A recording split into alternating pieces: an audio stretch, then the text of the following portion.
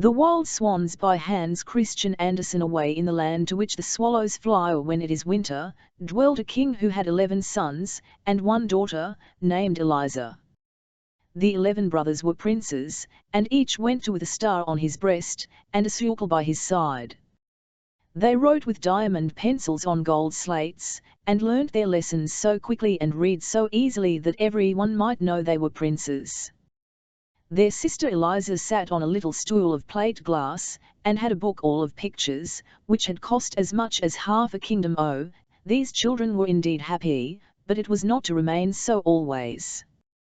Their father, who was king of the country, married a very wicked queen, who did not love the poor children at all. They knew this from the very first day after the wedding. In the palace there were great festivities, and the children played at receiving company, but instead of having, as usual, all the cakes and apples that were left, she gave them some sand in a teacup, and told them to pretend it was cake. The week after, she sent little Eliza into the country to a peasant and his wife, and then she told the king so many untrue things about the young paramours, that he gave himself no more trouble respecting them. "Go out into the world and get your own living," said the queen. "Fly like great birds, who have no voice." But she could not make them ugly as she wished, for they were turned into 11 beautiful wild swans. Then, with a strange cry, they flew through the windows of the palace, over the park, to the forest beyond. It was early morning when they passed the cottage, where their sister Eliza lay asleep in her room. They over the roof, twisted their long necks and flapped their wings, but no one heard them or saw them, so they were at last obliged to fly away, high up in the clouds, and over the wide world they flew till they came to a thick, dark which stretched far away to the seashore. Poor little Eliza was alone in her playing with a green leaf, for she had no other playthings, and she pierced a hole through the leaf, and looked through it at the sun, and it was as if she saw her brother's clear eyes, and when the warm sun shone on her cheeks, she thought of all the kisses they had given her. One day passed just like another. Sometimes the winds rustled through the leaves of the rose bush, and would whisper to the roses, "Can be more beautiful one than you?" But the roses would shake their heads, and say, "Eliza is." And when the old woman sat at the cottage door on Sunday, and read her hymn book, the wind would flutter the leaves, and say to the book, "Who can be more pious than you?" And then the hymn book would answer, "Eliza." And the roses and the hymn book told the real TMTH_. At 15 she returned home, but when the queen saw how beautiful she was, she became all of spite and hatred towards her. Willingly would she have turned her into a swan, like her brothers, but she did not dare to do so yet, because the king wished to see his daughter. Early one morning the queen went into the bathroom. It was built of marble, and had soft cushions, trimmed with the most beautiful tapestry. She took 3 toads her, and kissed them, and said to one, "When Eliza comes to the bath, seat yourself upon her head, that she may become as stupid as you are." Then she said to another, "Place yourself on her forehead, that she may become as ugly as you are, and that her father may not know her. Rest on her hem," she whispered to the third, "then she will have evil inclinations, and suffer in consequence." So she put the toads into the clear water, and they turned green immediately. She next called Eliza, and helped her to undress and get into the bath. As Eliza dipped her head under the water, one of the toads sat on her hair, a second on her forehead, and a third on her breast, but she did not seem to notice them, and when she rose out of the water, there were 3 red poppies floating upon it. Had not the creatures been venomous or been kissed by the witch, they would have been changed into red roses. At all events they flowers, because they had rested on Eliza's head, and on her heart. She was too good and innocent for witchcraft to have any power over her. When the wicked queen saw this, she rubbed her face with walnut juice, so that she was quite brune. Then she tangled her beautiful hair and smeared it with disgusting ointment, till it was quite impossible to recognize the beautiful Eliza. /hen her father saw her, he was much shaken, and declared she was not his daughter. No one but the watchdog and the swallows knew her, and they were only poor animals, and could say nothing. Then poor Eliza wept, and thought of her 11 brothers, who were all away. Sorrowfully, she stole away from the palace, and walked the whole day, over fields and moors, till she came to the great forest. She knew not in what direction to go, but she was so unhappy, and longed so for her brothers, who had been, like herself, driven out into the world, that she was determined to seek them. She had been but a short time in the wood when night came on, and she quite lost the path, so she laid herself down on the soft moss, offered up her evening prayer, and leaned her head against the stump of a tree. All nature was still, and the soft, mild air fanned her forehead. The light of hundreds of glowworms shone amidst the grass and the moss, like green fire, and if she touched a twig with her hand, ever so lightly, the brilliant insects fell down around her, like shooting stars. All night long she dreamt of her brothers. She and they were children again, playing together. She saw them writing with their diamond pencils on golden slates, while she looked at the beautiful one picture book which had cost half a kingdom. They were not writing lines and letters, as they used to do, but descriptions of the noble deeds they had performed, and of all they had discovered and seen. In the picture book, everything was living. The birds sang, and the people came out of the book, and spoke to Eliza and her brothers, but, as the leaves turned over, they darted back again to their places, that all might be in order. /hen she awoke, the sun was high in the heavens, yet she could not see him, for the lofty trees spread their branches thickly over her head, but his beams were glancing through the leaves here and there, like a golden mist. There was a sweet fragrance from the fresh green verdure, and the birds almost upon her shoulders. She heard water rippling from a number of springs, all flowing in a lake with golden sands. Bushes grew thickly round the lake, and at one spot an sea-hashing had been made by a deer, through which Eliza went down to the water. The lake was so clear that, had not the wind rustled the branches of the trees and the bushes, so that they moved, they would have appeared as if painted in the depths of the lake, for every leaf was reflected in the water, whether it stood in the shade or the sunshine. As Eliza saw her own face, she was quite terrified at finding it so brown and ugly, but when she uttered her little hand, and rubbed her eyes and forehead, the white skin gleamed forth once more, and, after she had undressed, and dipped herself in the fresh water, a more king's daughter could not be found in the wide world. As she had dressed herself again, and braided her long hair, she went to the bubbling spring, and drank some water out of the hollow of her hand.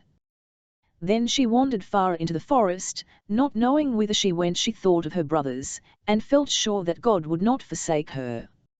It is God who makes the wild apples grow in the wood, to satisfy the hungry, and he now led her to one of these trees, which was so loaded with fruit, that the boughs bent the weight. Here she held her noonday repast, placed props under the boughs, and then went into the gloomiest depths of the forest. It was so still that she could hear the sound of her own footsteps, as well as the rustling of every withered leaf which she crushed under her feet. Not a bird was to be seen, not a could penetrate through the large, dark boughs of the trees. Their lofty trunks stood so close together, that, when she before her, it seemed as if she were enclosed within trellis yoke. Such solitude she had never known before. The night was very dark. Not a single glowworm glittered in the moss. Sorrowfully she laid herself down to sleep, and, after a while, it seemed to her as if the branches of the trees parted over her head, and that the mild eyes of angels looked down upon her from heaven. /hen she awoke in the morning, she knew not whether she had dreamt this, or if it had really been so. Then she continued her wandering, but she had not gone many steps forward, when she met an old woman within her basket, and she gave her a few to eat. Then Eliza asked her if she had not seen 11 princes riding through the forest. No, replied the old woman, but I saw yesterday 11 swans, with gold crowns on their heads, swimming on the river close by. Then she led Eliza a little distance farther to a sloping bank, and at the of it wound a little river. The trees on its banks stretched their long leafy branches across the water towards each other, and where the growth prevented them from meeting naturally, they had torn themselves away from the ground, so that the branches might mingle their foliage as they hung over the water. Eliza bade the old Oman farewell, and walked by the flowing till she reached the shore of the open sea. And there, before the young maiden's eyes, lay the glorious ocean, but not a sail appeared on its surface, not even a boat could be seen. How was she to go farther? She noticed how the countless pebbles on the seashore had been smoothed and rounded by the action of the water. Glass, iron, stones, everything that lay there mingled together, had taken its shape from the same power, and felt as smooth, or even smoother than her own delicate hand. The water rolls on without weariness, she said, till all that is hard becomes smooth, so will I be unwearied in my task. Thanks for your lessons, bright rolling waves, my heart tells me you will lead me to my dear brothers. On the foam-covered seaweeds, lay 11 white swan feathers, which she gathered up and placed together. Drops of water lay upon them, whether they were dewdrops or tears no one could say. Lonely as it was on the seashore, she did not observe it, for the ever-moving sea showed more changes in a few hours than the most varying lake could produce during a whole year. If a black heavy cloud arose, it was as if the sea said, I can look dark and angry too, and then the evened blue, and the waves turned to white foam as they rolled. When the wind slept, and the clouds glowed with the red sunlight, then the sea like a rose leaf. But quietly its white glassy surface rested, there was still a motion on the shore, as its waves rose and fell like the breast of a sleeping child. When the sun was about to set, Eliza saw 11 white swans with golden crowns on their heads, flying towards the land, one behind the other, like a long white ribbon. Then Eliza went down the slope from the shore, and hid herself behind the bushes. The swans alighted quite close to her and flapped their great white wings. As soon as the sun had disappeared under the water, the feathers of the Swans fell off, and 11 beautiful princes, Eliza's brothers, stood near her. She uttered a loud cry, for, although they were very much changed, she knew them immediately. She sprang into their arms, and called them each by name. Then, how happy the princes were at meeting their little sister again, for they recognized her, although she had grown so tall and beautiful. They laughed, and they wept, and very soon understood how wickedly their mother had acted to them all. We brothers, said the eldest, fly about as wild swans, so long as the sun is in the sky, but as soon as it sinks behind the hills, we recover our human shape.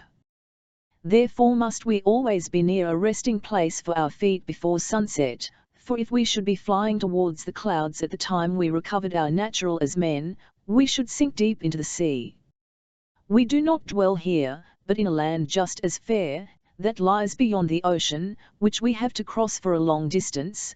There is no island in our passage upon which we could pass the night, nothing but a little rock rising out of the sea, upon which we can scarcely stand with safety, even closely crowded together. If the sea is rough, the foam dashes over us, yet we thank God even for this rock. We have passed whole nights upon it, or we should never have reached our Belknegel fatherland, for our flight across the sea occupies 2 of the longest days in the year. We permission to visit our home once in every year, and to remain 11 days, during which we fly across the forest to look once more at the palace where our father dwells, and where we were born, and at the church, where our mother lies buried. Here it seems as if the very trees and bushes were related to us. The wild horses leap over the plains as we have seen them in our childhood. The charcoal bummers sing the old songs, to which we danced as children. This is our fatherland, to which we are drawn by loving ties, and here we have found you, our dear little sister. 2 days longer we shall remain here, and then must we fly away to a beautiful land which is not our home, and how can we take you with us? We have neither ship nor boat. How can I break this spell, said their sister. And then she talked about it nearly the whole night, only slumbering for a few hours. Eliza was awakened by the rustling of the swans' wings as they soared above. Her brothers were again changed to swans, and they flew in circles wider until they were far away, but one of them, the youngest swan, remained behind, and laid his head in his sister's lap, while she stroked his wings, and they remained together the whole day. Towards evening, the rest came back, and as the sun went down they resumed their natural fonds. Tomorrow, said one, shall fly away, not to return again till a whole year has passed. But we cannot leave you here. Have you courage to go us? My arm is strong enough to carry you through the wood, and will not all our wings be strong enough to fly with you over the sea? Yes, take me with you, said Elism. Then they spent the whole night in weaving a net with the pliant willow and rushes. It was very large and strong. Eliza laid herself down on the net, and when the sun rose, and her brothers again became wild swans, they upped the net with their beaks, and flew up to the clouds with their dear sister, who still slept. The sunbeams fell on her face, therefore one of the swans soared over her head, so that his broad wings might shade her. They were far from the land when Eliza woke.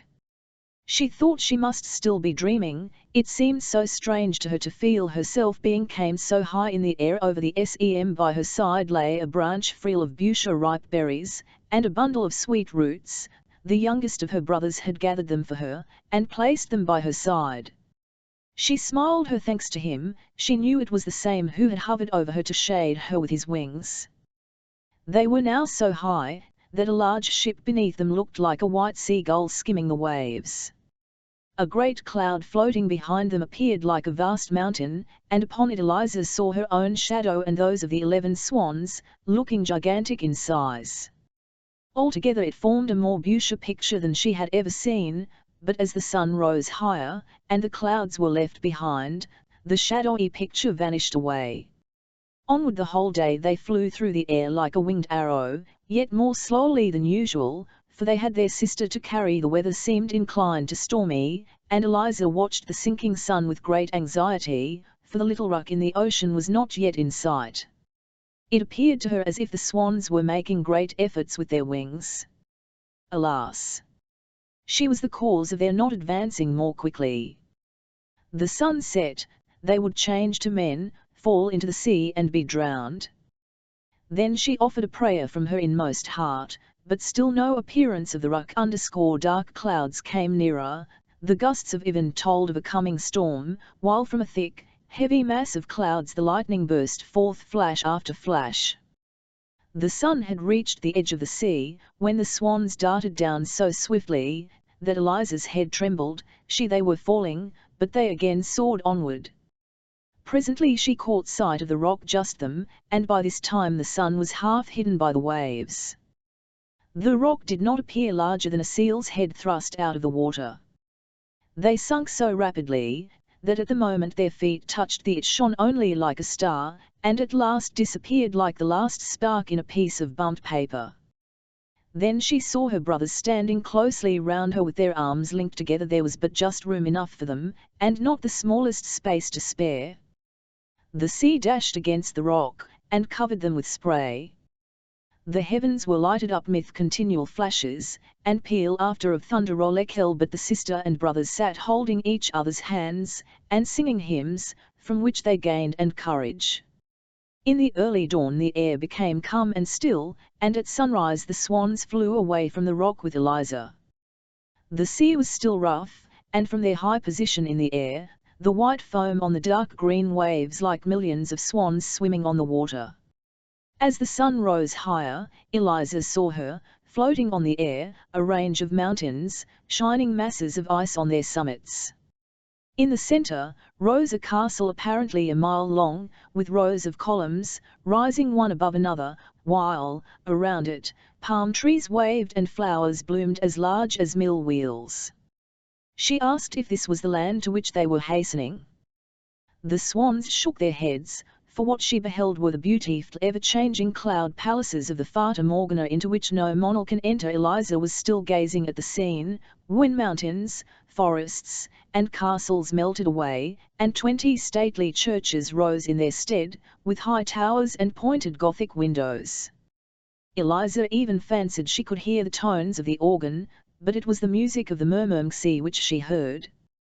As they drew nearer to the churches, they also changed into a fleet of ships, which seemed to be sailing beneath her, but as she looked again, she found it was only a sea mist gliding over the so there continued to pass before her eyes a constant change of scene, till at last she saw the real land to which they were bound, with its blue mountains, its cedar forests, and its cities and palaces.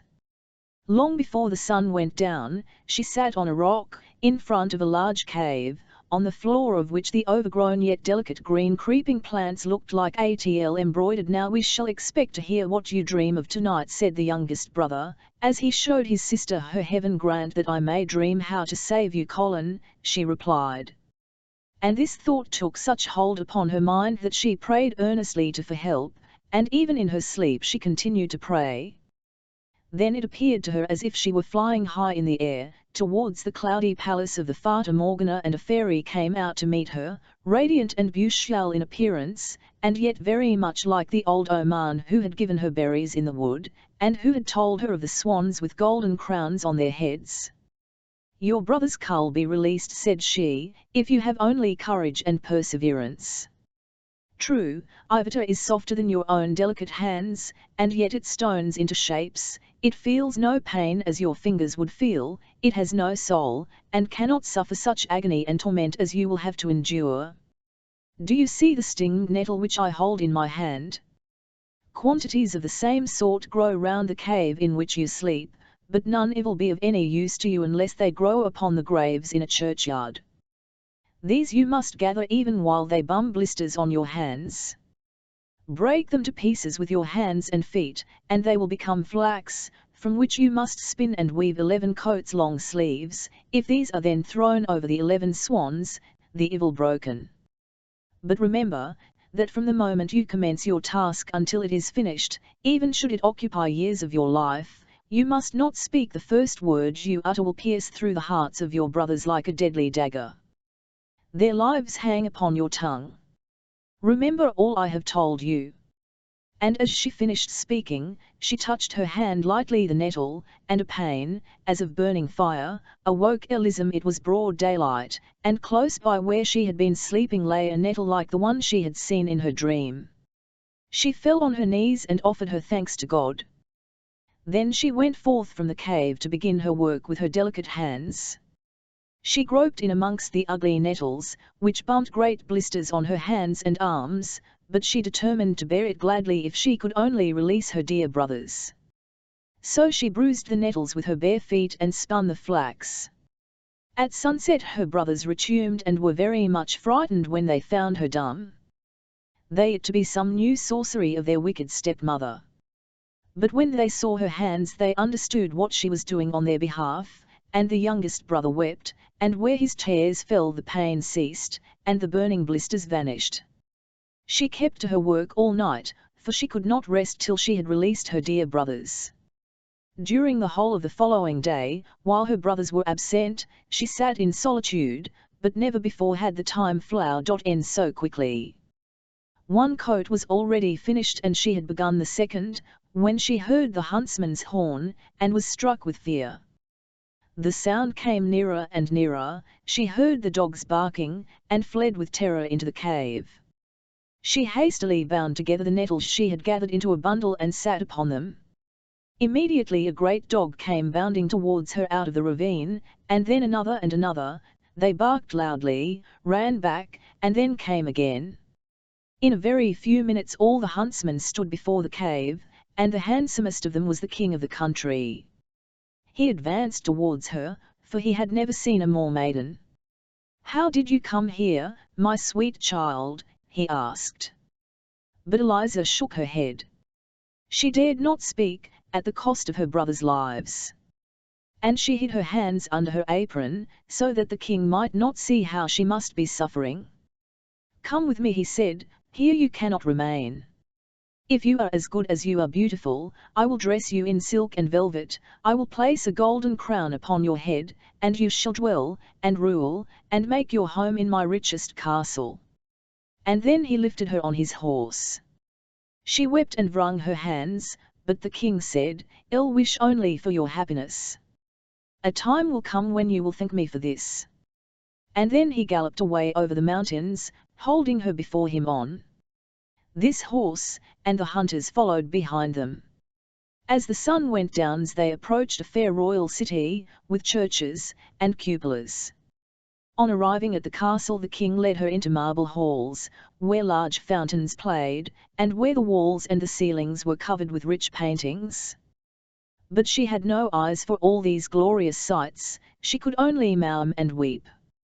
Patiently she allowed the women to array her in royal robes, to weave pearls in her hair, and draw soft gloves over her blistered fingers. As she stood them in all her rich dress, she looked so dazzlingly that the court bowed low in her presence. Then the king declared his intention of making her his bride, but the archbishop shook his head, and whispered that the fair young maiden was only a witch who had blinded the king's eyes and his heart. But the king would not listen to this. He ordered the music to sound, the daintiest dishes to be served, and the loveliest maidens to dance. Afterwards he led her through fragrant gardens and lofty halls, but not a smile appeared on her lips or sparkled in her eyes. She looked the very picture of grief. Then the king opened the door of a little chamber in which she was to sleep. It was adorned with rich green tapestry, and resembled the cave in which he had found her. On the floor lay the bundle of flax which she had spun from the nettles, and under the ceiling hung the coat she had made. These things had brought away from the cave as curiosities by one of the huntsmen. "Here you can dream yourself back again in the old home in the cave," said the king. "Here is the orc with which you employed yourself. It will amuse you now in the midst of all this splendor to think of that time /hen Eliza saw all these things which lay so near her heart, a smile played around her mouth, and the crimson rushed to her cheeks.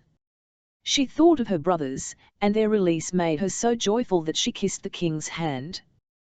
Then he pressed her to his heart. Very the joyous church bells announced the marriage feast, and that the beautiful dumb girl out of the wood was to be made the queen of the country.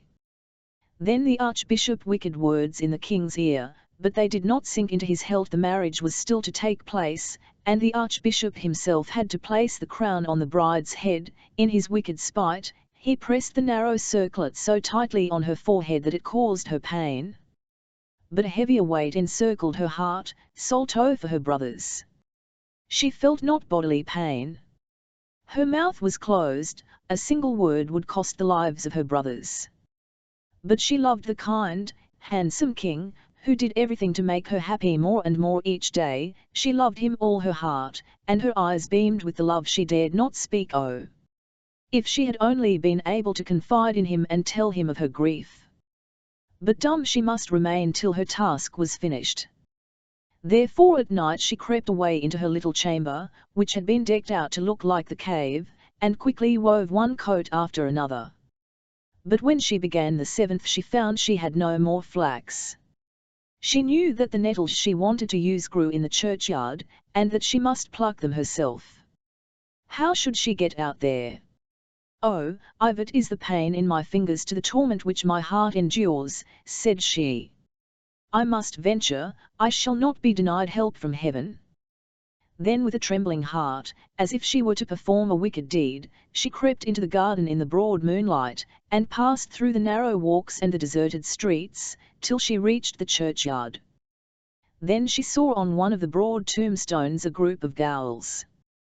These hideous creatures took off their rags, as if they intended to bathe, and then clawed open the fresh graves. Their long, skinny fingers pulled out the dead bodies and ate the flesh.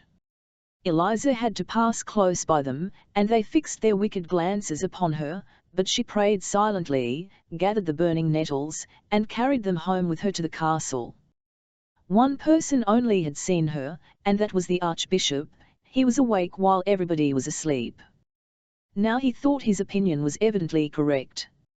All Eva's not right myth the queen she Eva's a witch, and had bewitched the king and all the people. Secretly he told the king what he had seen and what he feared, and as the hard words came from his tongue, the carved images of the saints their heads as if they would say, "It is not so.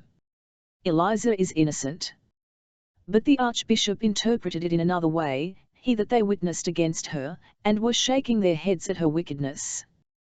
2 large tears rolled down the king's cheeks, and he went home with doubt in his heart, and at night he pretended to sleep, but there came no real sleep to his eyes, for he saw Eliza get up every night and disappear in her chamber. From day to day his brow became darker, and Eliza saw it and did not understand the reason, but it alarmed her and made her heart tremble for her brothers. Her hot tears glittered like pearls on the regal velvet and diamonds, while all who saw her were wishing they could be queens. In the meantime she had almost finished her task, only one coat of mail was wanting, but she had no flax left, and not a single nettle. Once more only, and for the last time, must she venture to the churchyard and pluck a few handfuls. She thought with terror of the solitary walk, and of the horrible gowls, but her will was firm, as well as her TMST in Providence. Eliza went, and the king and the archbishop followed her.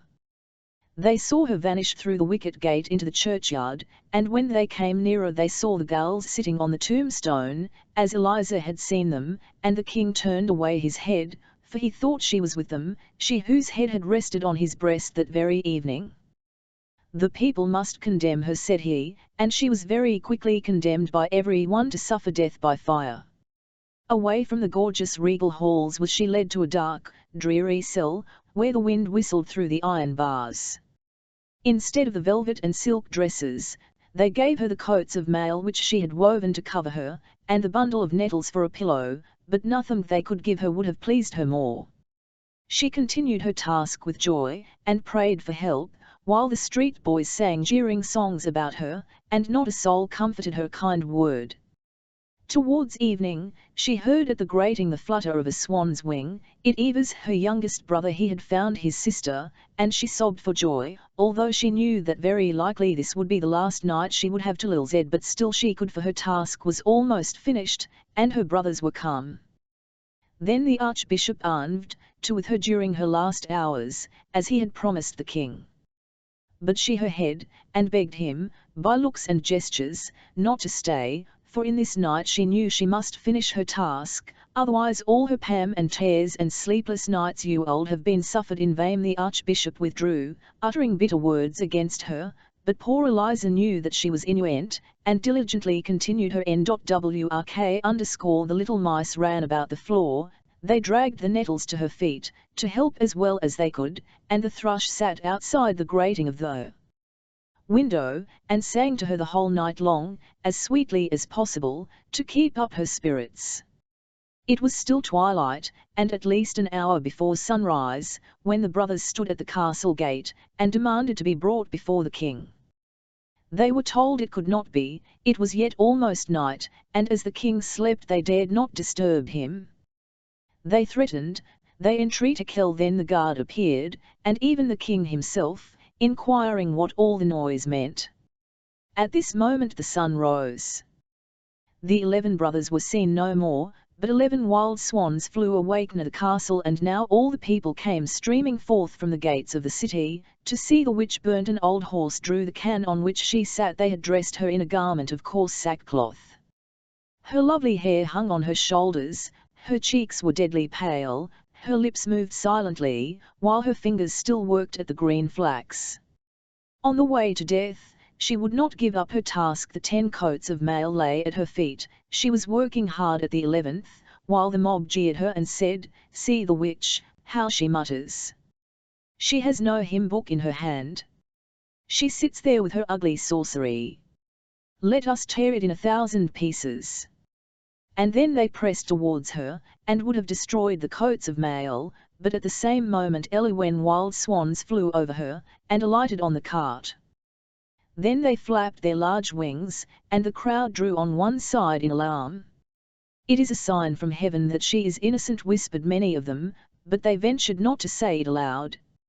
As the executioner seized her by the hand, to lift her out of the cart, she hastily threw the 11 coats of mail over the swans, and they immediately became 11 handsome princes, but the youngest had a swan's wing, instead of an arm, for she had not been able to finish the last sleeve of the coat. "Now I may srook," she exclaimed. "I am innocent." Then the Irapal, who saw what happened, bowed to her, as before a saint, but she sank lifeless in her brother's arms, overcome with suspense, anguish, and pain. "Yes, she is innocent," said the eldest brother, and then he related all that had taken place, and while he spoke there rose in the air a fragrance as from millions of roses. Every piece of faggot in the pile had taken root, and threw out branches, and a thick hedge, large and high, covered with roses, while above all bloomed a white and shining flower, that glittered like a star. This flower the king plucked, and placed in Eliza's bosom, when she awoke from her swoon, with peace and happiness in her heart, and all the church bells rang of themselves, and the birds came in great troops. And a marriage procession returned to the castle, such as no king had before seen.